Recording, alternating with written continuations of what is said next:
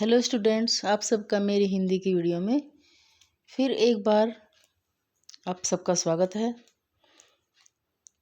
तो आज फिर मैं आपके लिए बहुत ही इम्पोर्टेंट क्वेश्चन लेकर आई हूँ जो पिछले वर्षों में पूछे गए हुए हैं, बहुत ही महत्वपूर्ण होंगे आपके लिए। तो आज का टॉपिक हमारा रहेगा हिंदी व्याकरण में व्यंजन की ध्वनियाँ। ठीक है, शुरू करते हैं। पहला प्रश्न हमारा देखिए किस तरह से पूछा गया है कि थे किस वर्ग का व्यंजन है। तो आपको बता दें इसका उत्तर कि थे वर्ण जो है ये हमारा दंतीय व्यंजन हो जाएगा। इसके आगे चलता है प्रश्न नंबर दूसरा, दंतीय वर्ण बताओ, इनमें दंतीय वर्ण कौन से होते हैं।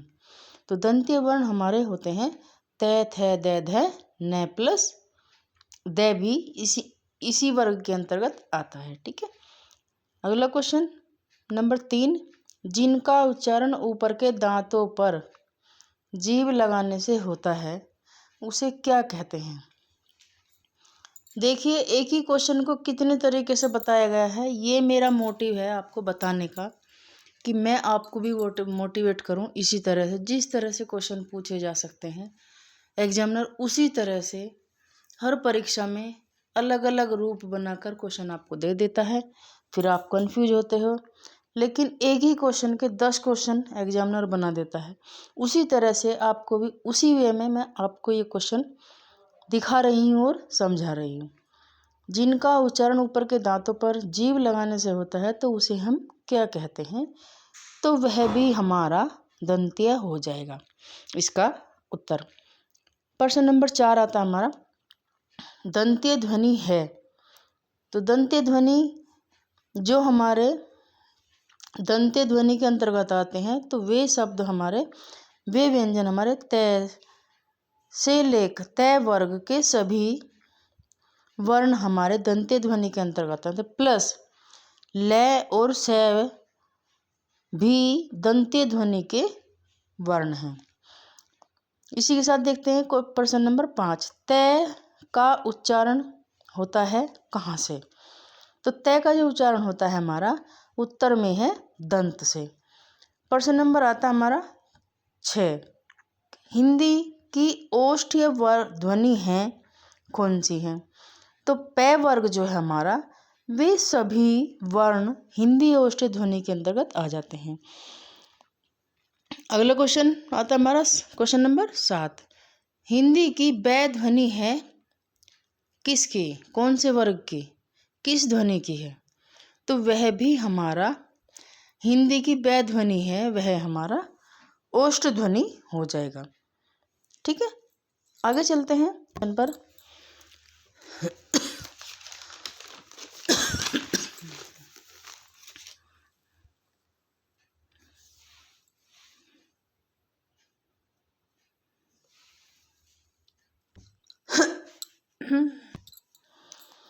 प्रश्न नंबर आता हमारा 16, जब एक ही ध्वनि का द्वित्व हो जाए तब क्या कहलाता है। यानी कि जब एक ध्वनि में 2 गुण समाहित हो जाएं तो उसको हम क्या कहते हैं। तो उसको हम युग्मक ध्वनियाँ कहते हैं। प्रश्न नंबर आता हमारा 17, प्रश्न नंबर आता हमारा 17, पक्षी में कितने व्यंजन वर्ण हैं। यानी कि पक्षी शब्द जो बना है ये कितने व्यंजनों को मिलकर बना है। ठीक है, तो इसमें हमारा इसका आंसर 3 हो जाएगा। अगला प्रश्न आता हमारा 18, हिंदी शब्दकोश में अक्षय का क्रम किस वर्ग के वर्ण के बाद आता है। अक्षय का क्रम किस वर्ण के बाद आता है। तो इसका उत्तर हो जाएगा हमारा कै वर्ण के बाद अक्षय का क्रम वर्ण आता है। प्रश्न नंबर 19, अगला क्वेश्चन, निम्न शब्द में रै व्यंजन है क्या। निम्न शब्दों में रै व्यंजन लगा हुआ है, किस तरह से प्रयोग हुआ है रै वर्ण का। तो मात्र में भी रै का प्रयोग हुआ है, व्यंजन मिला है। मूर्धा में भी रै व्यंजन का प्रयोग हुआ है और क्रम शब्द में भी रै व्यंजन का प्रयोग हुआ। इसी तरह से रै व्यंजन हमारे इन शब्दों को, यानी कि ये शब्द हमारे रै व्यंजन से मिलकर बने हैं। ठीक है, अगला क्वेश्चन आता है हमारा प्रश्न नंबर 20। आगत स्वर, देखिए छोटी छोटी बातें हैं। आगत स्वर कौन से हमारे, तो आगत स्वर आपको बता दूं, आ के ऊपर अंक की बिंदी तो नहीं होगी, लेकिन ये जो आ, इसका आंसर है। प्रश्न नंबर आता हमारा 21। अगला क्वेश्चन, अग्र स्वर कौन से हैं, तो अग्र स्वर हमारे छोटी ई, बड़ी ई, ए और आई से ए डी और प्लस री से री सी हमारे अग्र स्वर होते हैं। प्रश्न नंबर 22, मध्य स्वर को बताइए कौन सा होता है मध्य स्वर हमारा। तो आपको बता दें कि मध्य स्वर हमारा ए होता है, ना आगे से बोला जाता ना पीछे से, लेकिन बीच में से यह ए शब्द, ए स्वर की ध्वनि होती है। प्रश्न नंबर आता हमारा 23, पश्च स्वर को बताइए। तो पश्च स्वर हमारे कौन कौन से होते हैं आपको बता दें, आ, छोटा ऊ, बड़ा ऊ, ओ, औ और आ, ये हमारे पश्च स्वर हो जाएंगे। आगे चलते हैं, प्रश्न नंबर 24, संवृत स्वर कौन से हैं। तो संवृत स्वर हमारे 4 होते हैं, छोटी ई, बड़ी ई, छोटा ऊ, बड़ा ऊ। ठीक है, आसानी से आपको ये याद भी हो जाएंगे।